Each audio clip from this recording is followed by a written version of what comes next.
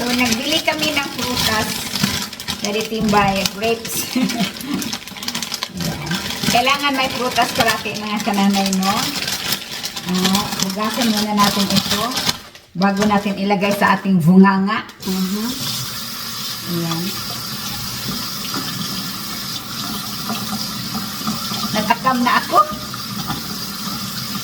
Tamis kaya ito. Naglalaway ako mga nanay. Naglalaway si Nanay Jenny. Ayan.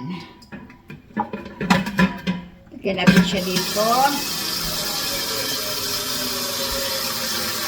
So, ibabad natin siya ng baking soda bago natin kainin. Ayan. Ayan.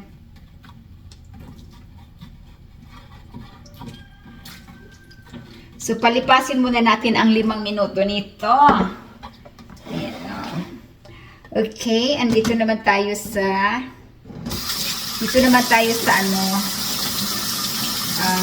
strawberry. Nagpunta kami sa farm ng strawberry mga kananay malapit sa amin. Na-surprise ako, wala na silang tinda. So, ibig sabihin tapos na yung harvest ng Diyos ko, nagtatakam ako.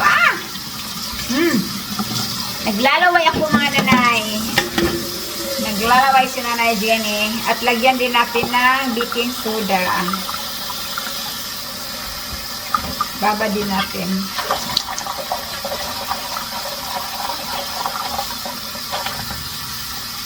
Ayan. So, mayroon akong nabili na, ano ba to? Blackberry. Mahal man ang blackberry mga kanana. Is this wild? This is not wild, Tim. The blackberry is not wild. Ay, natatakaman ako nito eh. Nakakatsakaman. Lagyan natin siya dito mga nanay. At lagyan din natin siya ng baking soda bago natin kainin. Babad muna natin ng mga 5 minutes. Ayan. So, balikan natin at nakalipas na ang 5 minuto. Ayan, ito na yung grapes. Okay.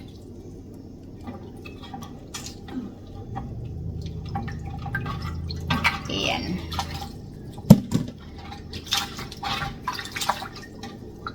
So, ano natin, tapon natin ito. Bugat man. Bugat pa, kadako man. Kaya sa masalina ni Jenny. Alright, agoy, natatakam na ako. Nakakatakam.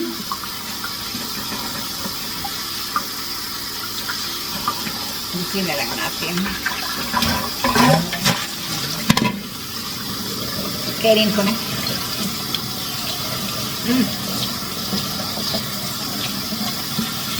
Medyo maasim. Feeling you the truth.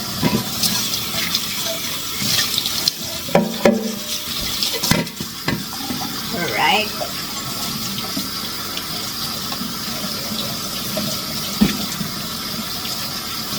A little bit sour. Alright. So, lagyan natin dito.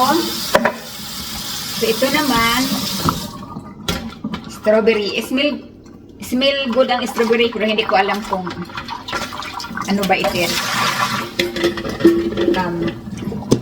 Paano ba matamis? Malalaman natin ngayon.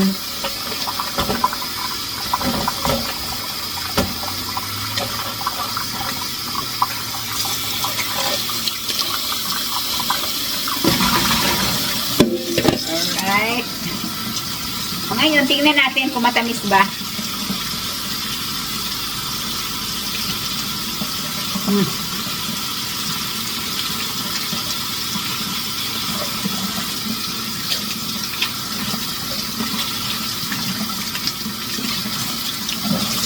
Okay siya.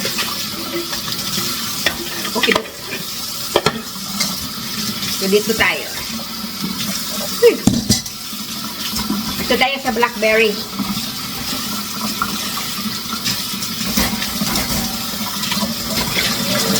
Alright. Patapos na siguro ang tinda ng mga strawberry mga kananay kayo. Kasi yung pinuntahan kasi namin kainan na wala na, local yun siya mga kananay. Ibig sabihin, dito lang siya banda sa amin. Hello. Hinugasan ko ata ng maigi. Too much was ata. Sobrang hinog na nito. Hindi nga, tikimin natin.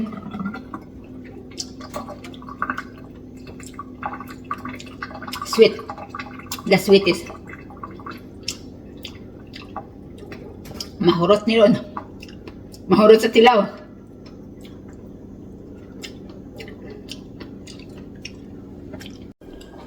So, bubuksan natin ito kung ito ba ay matamis. Kasing tamis ba nating mga nanay? Mura magaluspad. Mura magpanaagi kadagang nanay. Alright, dito muna natin to ilagay. Kasi wala akong lagayan. Uy, mabango man, parang ako. Mabango daw parang ako, may ligo-ligo. Namahong anuos. Joke lang yun mga nanay, baka maniwala naman kayo. Joke lang yun namahong anuos. Daghan may tubig. Yung kumpleto na shampoo, na brush.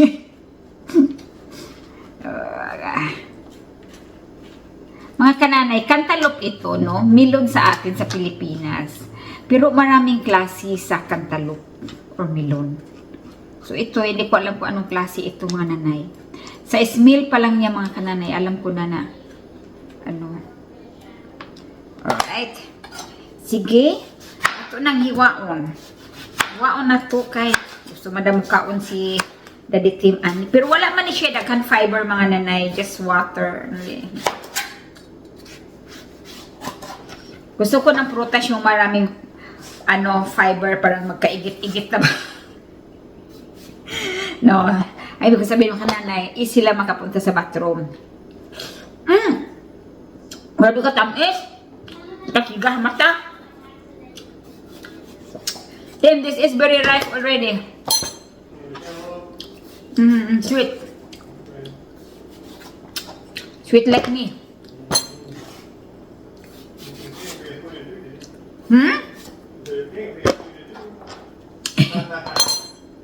Inoto-oto naman ako ng asawa ko. Akala siguro bibigyan ko siya nito. Hindi, oy. Ako lang kakain nito. Tuotoin man tayo. Hindi pwede. Hindi talaga ako mauto ang kananay. At ayaw kong inuuto-uto ako mga kananay. Inuuto-uto akong kananay ay hindi ko talaga bigyan. Kasi alam ko yung ganyan mga trabaho eh. Ayaw kasi inuuto-uto ako. Bilay.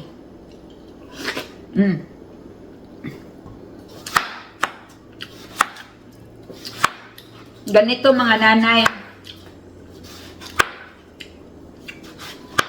Nagluluto tayo, kain tayo ng kain. Pagkatapos natin magluto, nagluluto tayo, tikim tayo ng tikim. Tapos pagkatapos natin magluto, wala tayong gana kumain kasi nabusog na.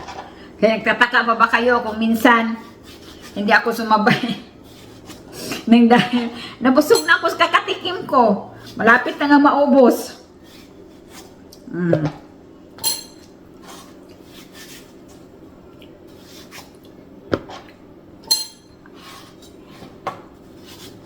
Bakit papa, binawi mo pa ang pag-ibig mo sa akin? Dati mga kananay, meron akong bisita, tapos naghiwa ako ng watermelon.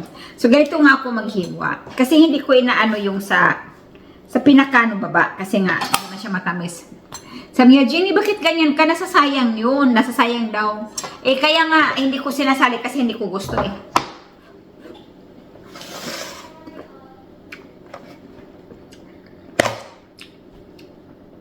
Sabi niya, sasayang daw. So, magkaiba talaga ang gusto natin. Kasi ako, ayaw ko yung pinag-ilalim, hindi man niya matamis. Katulad ng ganito, inano niya ako, kinukorek niya ako. Hindi ako umimik. Kasi, magkaiba ang gusto natin. Ayaw ko yung pinag-ilalim kasi hindi man yung tamis. Kaya kita niyo pag kumain ako Ganyan parati ang kumami. Kung kumain ako, ito lang ibabaw. Itapon ko lang sa baba. Pag hindi matamis, ayaw ko. Hinahanap, init ng iyong yakap. Naghihintay, uhaw na damdamin. Halika rito, yakapin mo ako. Ayan mga kananay, ready na itong itapon sa labas. Ilalitim ng tapon nito.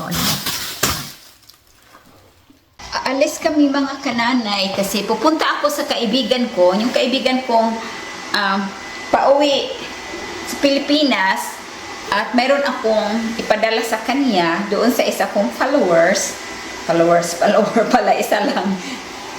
So,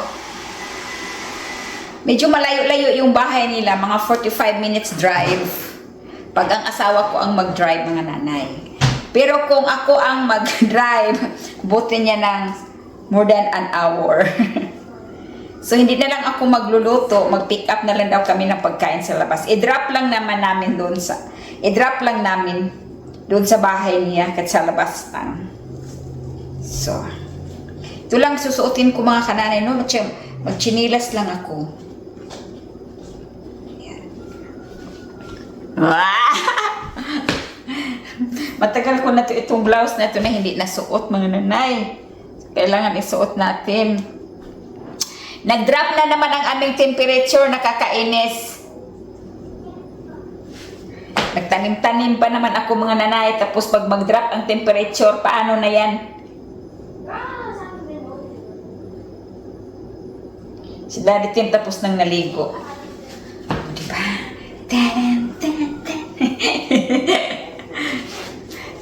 May bulsa pala ito. May bulsa siya. So, ilalagay lang namin sa GPS mga nanay. Back road ang daan namin, hindi doon sa traffic road, doon sa I-85. So, back road. So, Daddy Tim po ang ating driver. Why you... Oh.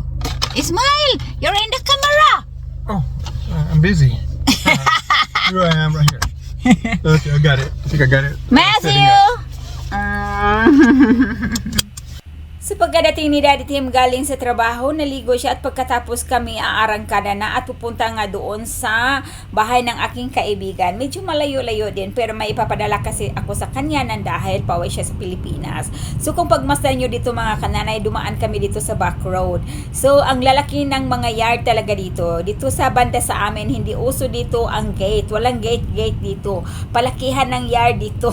Pero ang ganda nga naman tingnan, green na green talaga at ang linis-linis ng kanilang anong tawag doon o yung palikuran. So ito naman umuulan, inulan kami dito mga kananay at na-traffic kami dito banda. Sinuot talaga namin ang ulan na napakalakas, may kulog, may kidlat pa. Risa! Uy, ang lakas ng kidlat doon. Oo, yun lang nga, nagpatungpalong ka na yung nagsugaan. Suka, nagpalong-palong. Sige na, thank you. Sige. Naulan ka. At pag-alis namin sa bahay nila ay pumunta muna kami dito nang dahil nagugutom na nga, no? Kasi umalis kami, wala pang kain na dahil pagdating ni Daddy Tim naligo at balak na lang namin na mag-pick up na lang kami ng pagkain sa labas. So ito kami napunta kami dito mga kananay. So si Mateo naman ay macaroni and cheese. Gustong-gusto niya dito at saka yung sandwich and french fries. Ako naman mga kananay, grilled chicken lang talaga ako. Yun ang kinakain ko. At saka water, kay Daddy Tim iced tea and Mateo is water. So ito naman yung sa kinainan namin, yung labas nila. Maganda yung labas nila kasi nga mayroon pa ring mga halaman kahit city. So dito naman mga kananay, kami ay pabalik na sa bahay at malakas pa rin ang ulan mga kananay. Sinusundan pa rin kami pagdating naman sa interstate. Hala! Yung pagdating naman sa unahan, lumakas na naman ang ulan. Sabi ko, akala ko ba patapos na yung ulan? Mga kananay, alis kami kasi nga Sunday nga ngayon at pupunta kami sa biyanan ko. Pero bago kami pupunta doon ay kakain tapos papasok ng tindahan. So mga kananay, no, kahit mainit pa sa labas, kahit summer pa, mayroon talaga akong jacket kasi yung tindahan nila dito mga kananay, yung tindahan nila or kainan nila, grabe talaga ang ginaw. Sobrang lamig ng kanilang aircon. Grabe. Kaya pag hindi ako wala akong jacket mga kananay, ganyan talaga ako kasi sobrang lamig. Itong mga tao dito parang hindi tinatablan ng lamig mga nanay. Sa akin, nagkurog na ako ang suwang. Si Daddy Ayan. Ang daming dust mga kananay, yung yung pollen. Pollen, kahit nilinis pa yung sasakyan sa labas, maano pa rin, maalikabok. Hi Daddy. Daddy di do da da da da da da ti da di da do si ti do di do do. Where's your sunglasses? Oh, I forgot that. Ang dami yung sunglasses mga kananay. Pabili-bili ng sunglasses, hindi naman sinusuot. So dito ang mag-ama ko ay mananghalian muna sila. Sandwich lang yung kakainin nila for tanghalian. Tapos pag uwi namin, magluluto ako. Pero pagkatapos namin dito, pupunta kami sa mami at daddy ni Tim. Bibisitahin namin. Sandali lang naman doon mga kananay, mga an hour and a half, usap-usap lang. Ganyan sila dito mga kananay. Bisita lang, hindi kasali, hindi katulad sa atin na doon tayo kakain, yung ganyan-ganyan. Hindi, yun, bisita lang talaga. Kain kami before pupunta doon. Mga untaog orange mga kananay, and mandarin pero sanki sa atin, pero wa siya kuan ka ng lisu. You got Mateo? These are literally just big mandarins. They have the same taste as mandarins and are just as sweet as them.